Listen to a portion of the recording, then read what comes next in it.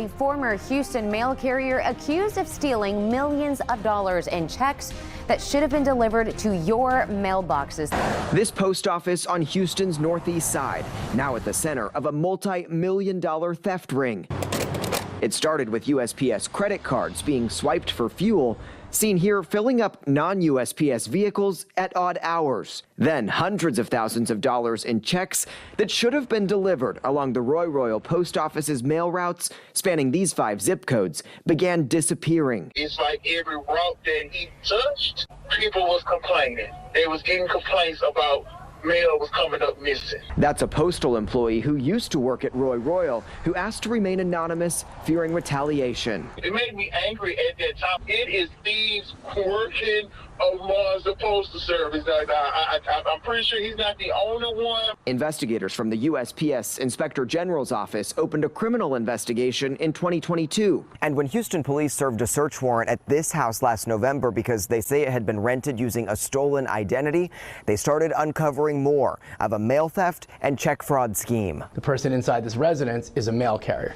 Officers immediately began to notice a lot of mail that was not addressed to the legal residents. Through search warrants for homes, cell phones, and Instagram, combined with timesheets and attendance records, what happened to all those checks, mostly belonging to small businesses, became clearer. And in the case of every check that was stolen, that was found either in his vehicle or through images in his phone, they were able to pair up a route that he had worked on or about the exact day the check went missing. Records show the checks included monthly Social Security and disability payments, as well as federal tax refunds. A Harris County grand jury just indicted 26-year-old Cameron Goodwin, a Roy Royal postal carrier of 2 years, for engaging in organized crime and theft. He's now accused of running a vast criminal network, stealing well over $1 million in checks straight from the mail between August and November of last year, then brokering them to bidders for a flat fee.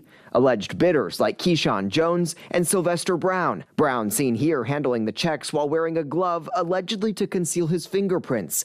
After posing with stacks of cash, investigators believe he got through theft and fraud. The transactions usually got discussed over Telegram, prosecutors say, a hard-to-track encrypted messaging app. They don't cooperate in most conventional ways. According to a law enforcement source, the accused used code words referring to checks as slips, calling those from the U.S. Treasury stimmies, and altered slips are known to be cooked.